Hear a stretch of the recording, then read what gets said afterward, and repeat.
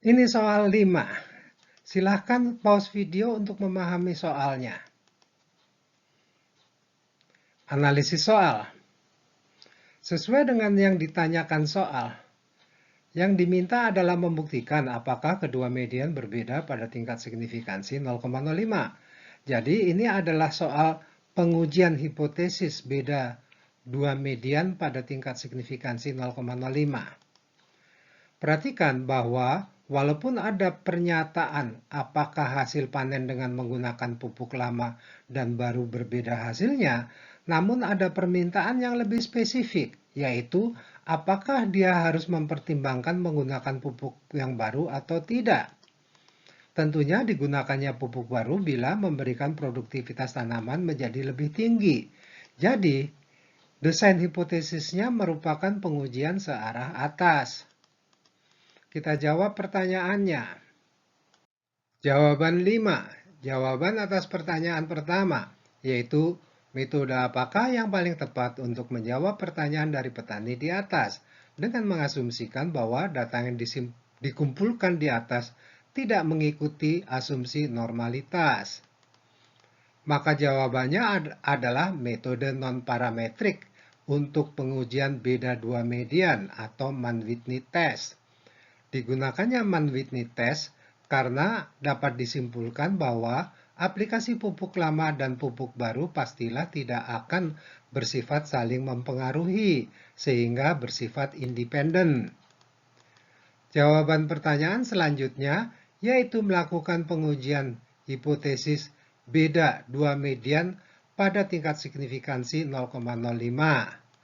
Begini jawabannya. Pertama perlu ditetapkan siapa yang akan menjadi variabel 1 dan 2. Misalkan produktivitas dengan menggunakan pupuk lama adalah variabel 1 dan produktivitas dengan menggunakan pupuk baru adalah variabel 2. Selanjutnya kita pahami dahulu prosedur pengujian dengan metode Mann-Whitney. Pertama, dengan definisi variabel 1 dan 2 di atas, dan pernyataan pada soal, maka desainnya akan menjadi sebagai berikut.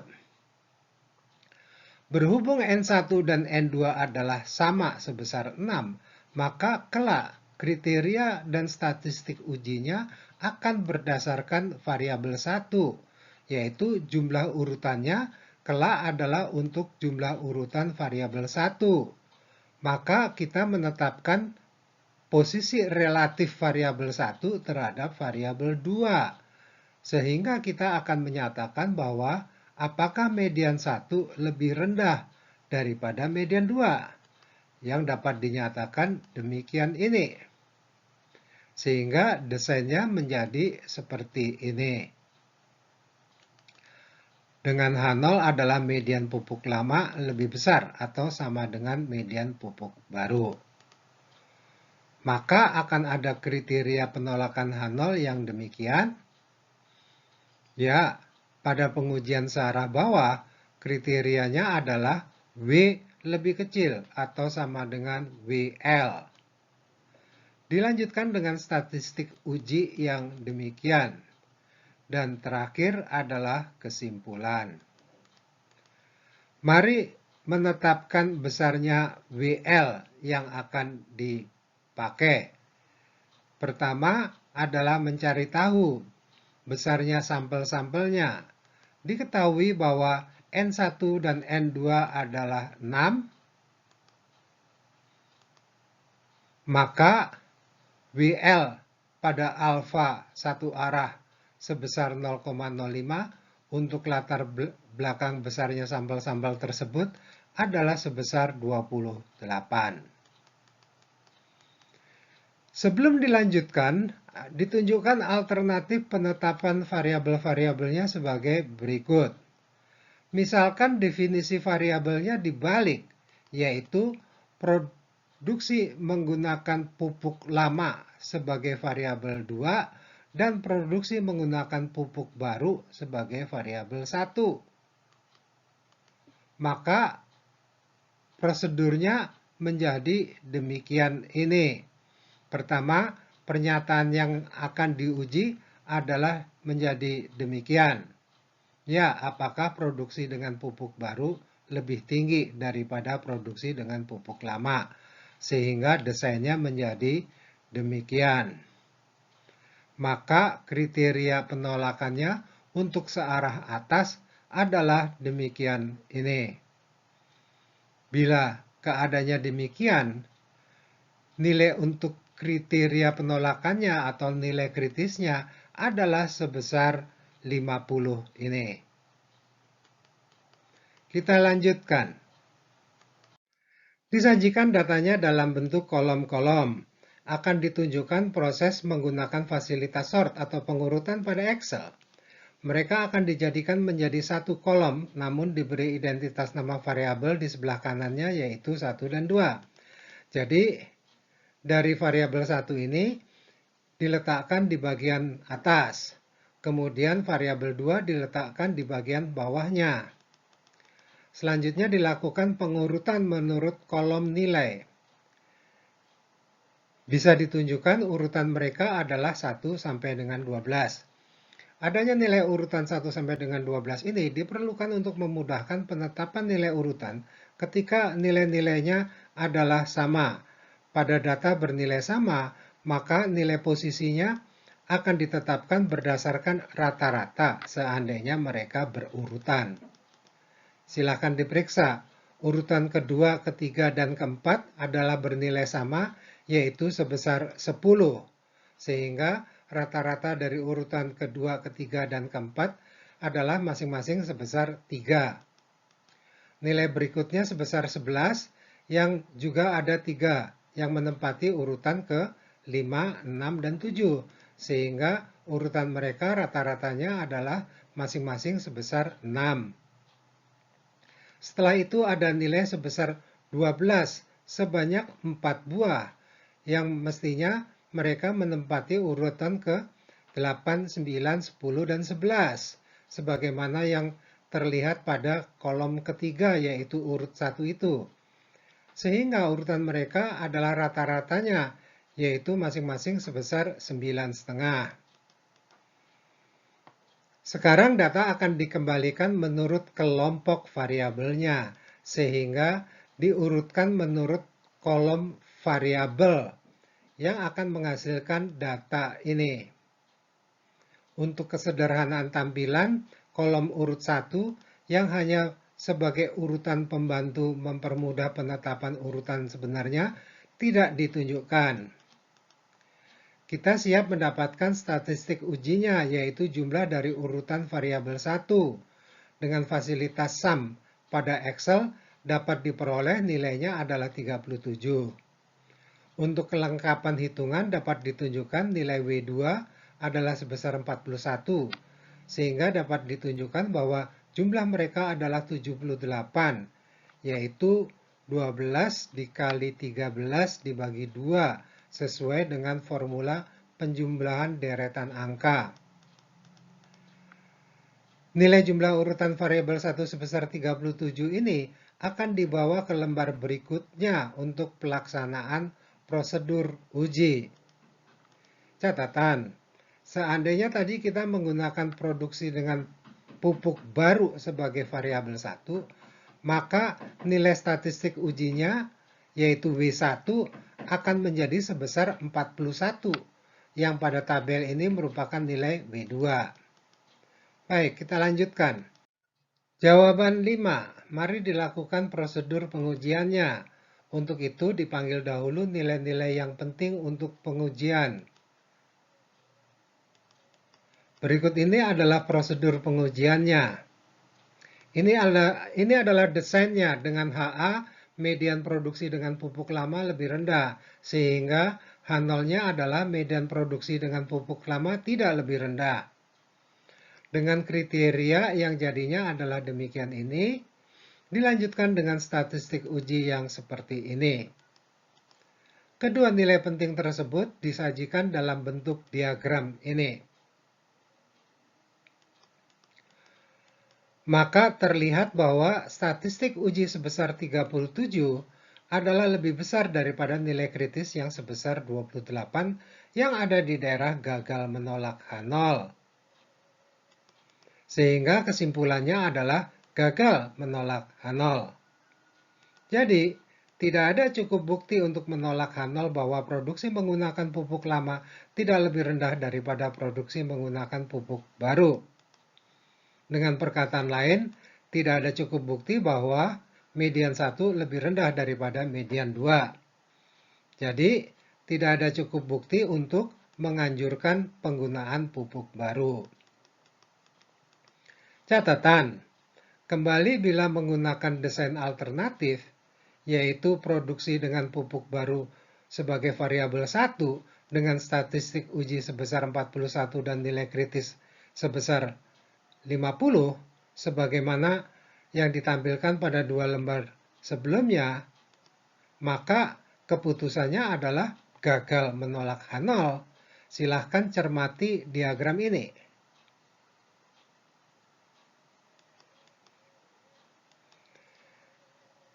Baik, kita lanjutkan dengan nomor berikutnya. Soal 6. Silakan pause video untuk memahami soalnya ini. Baik, begini analisis soalnya. Dari pertanyaannya jelas bahwa ini adalah persoalan pengujian hipotesis. Lebih tajam lagi, ini merupakan pengujian hipotesis dengan sampel berpasangan untuk data ordinal, sehingga metodenya adalah metode Wilcoxon-Sainz-Rank test atau pengujian berdasarkan urutan yang bertanda yang dikembangkan oleh Wilcoxon dengan tingkat signifikansi 0,05. Mari kita jawab. Proses panjang menjawab persoalan Wilcoxon-Sainz-Rank test atau WSRT adalah mendapatkan statistik ujinya. Diketahui bahwa statistik uji untuk WSRT adalah jumlah urutan bertanda positif dari selisih skor pasangan-pasangan pada sampel. Prosesnya dikerjakan secara tabular berikut ini. 3 kolom pertama dari tabel tersebut adalah berasal dari soal, dengan kolom 1 merupakan identitas responden, kolom 2 merupakan skor racikan lama dari kopinya, kemudian kolom 3 merupakan skor racikan baru dari kopinya. Selanjutnya, kolom 4 adalah DI, yaitu selisih antara skor rasa atau racikan baru dikurangi skor racikan lama atau awal. Mengapa rasa baru dikurangi rasa lama? Ini dibuat karena kita sedang menilai rasa baru relatif terhadap rasa lama. Pendek kata, variabel yang menjadi pusat perhatian ditempatkan sebagai variabel 1. Catatan, dengan logika itu maka soal 5 terdahulu idealnya adalah memang pupuk baru yang ditempatkan sebagai variabel 1. Baik, kita lanjutkan. Kemudian kita membuat lajur atau kolom 5 sebagai nilai absolut dari kolom 4. Selanjutnya disusunlah kolom 6 yang merupakan urutan dari nilai-nilai pada kolom 5. Mungkin kita berharap mempunyai urutan tersebut sebagai 1 sampai dengan 15 secara berurutan. Namun, sering tidak semudah itu. Ingat bahwa terhadap nilai absolut DI yang sama, kita harus memberi nilai rata-ratanya seandainya mereka berurutan. Pertama, kita lihat adanya 2 buah D absolut sebesar 1 ini. Sehingga urutan mereka yang seharusnya adalah ke-1 dan ke-2, maka masing-masing diberi urutan nilai sebesar 1,5. Kemudian 2 buah nilai D absolut sebesar 2 ini, yang merupakan urutan ketiga dan keempat, sehingga nilai urutan mereka masing-masing adalah 3,5. Kemudian ada 2 buah nilai D absolut sebesar 3 ini, yang merupakan urutan ke-5 dan ke-6, sehingga nilai urutan mereka adalah masing-masing 5,5. Kemudian ada 3 buah nilai D absolut sebesar 4 ini, yang merupakan urutan ke-7, ke-8, dan ke-9, sehingga urutan mereka masing-masing adalah ke-8. Selanjutnya ada 2 buah nilai D absolut sebesar 5 ini, yang merupakan urutan ke-10 dan ke-11, sehingga nilai urutan mereka adalah masing-masing 10,5. Kemudian ada 2 buah nilai D absolut sebesar 6 ini, yang merupakan urutan ke-12 dan 13, sehingga nilai urutan mereka masing-masing adalah 12,5. Selanjutnya sebuah nilai D absolut sebesar 7 ini, yang merupakan urutan ke-14. Dan terakhir, nilai D absolut sebesar 11 ini, sebagai urutan yang ke-15. Tahap selanjutnya adalah mengelompokkan nilai urutan sesuai dengan tandanya pada kolom 4. Kita mulai dengan yang bertanda positif di kolom ke-7. Jumlahnya adalah 71. Sesungguhnya kita cukup sampai di sini karena yang diperlukan adalah jumlah urutan dari D positif. Akan tetapi ada baiknya kita periksa jumlah untuk nilai urutan dari DI yang bertanda negatif yang kita tempatkan di kolom 8. Jumlah pada kolom 8 adalah sebesar 48,5, sehingga jumlah kedua kolom terakhir tersebut adalah sebesar 120. Nilai ini sesuai dengan nilai hasil penjumlahan angka dari 1 sampai dengan 15, yaitu 15 dikali 16 dibagi 2. Jadi mestinya pemberian nilai-nilai urutan yang dilakukan punya potensi sudah benar. Nilai 71,5 lah yang akan digunakan dalam proses prosedur pengujian pada lembar berikutnya.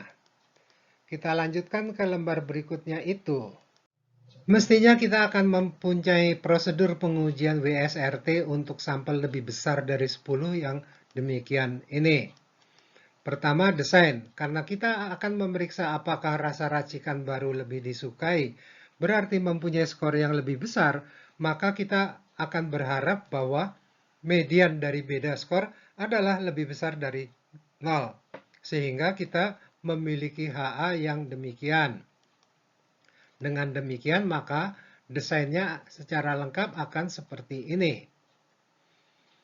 Karena sampelnya adalah lebih dari 10, maka kita dapat menggunakan pendekatan distribusi normal, sehingga kriteria penolakannya dapat dinyatakan demikian ini. Selanjutnya, statistik ujinya adalah seperti ini, dan terakhir adalah kesimpulan. Perhatikan bahwa kita memerlukan 2 nilai penting, yaitu nilai kritis dan statistik uji. Nilai kritisnya adalah sebesar 1,645, sedangkan nilai statistik ujinya akan dimulai dengan menetapkan terlebih dahulu nilai mu T atau rata-rata dari T yang dinyatakan dengan formula seperti ini, sehingga nilai rata-rata T-nya adalah sebesar 60. Sedangkan nilai deviasi standarnya mempunyai formula yang demikian, sehingga kita bisa masukkan nilai-nilai N-nya ke dalamnya, yang menghasilkan nilai sigma T-nya adalah sebesar 17,60682.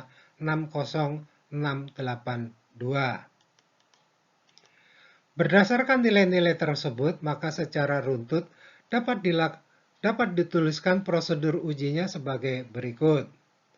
Pertama, desainnya adalah demikian ini, dengan kriteria penolakan yang demikian, dan kemudian statistik ujinya adalah demikian, atau statistik uji adalah sebesar 0,65316. Dan dapat disimpulkan bahwa nilai statistik uji yang lebih kecil dari 1,645 yang berarti di daerah gagal menolak H0, sehingga kesimpulannya adalah gagal menolak H0 atau tidak ada cukup alasan untuk menyatakan bahwa rasa atau aroma racikan baru lebih disukai daripada racikan yang sudah ada sebelumnya. Demikianlah sejumlah jawaban atas soal-soal metode non-parametrik yang pernah menjadi bahan ujian akhir semester di FEB UI. Semoga mereka dapat membantu menambah pemahaman metode-metode non-parametrik pada metode statistika. Mohon maaf atas kekurangannya. Salam sehat, sukses, dan bahagia. Amin.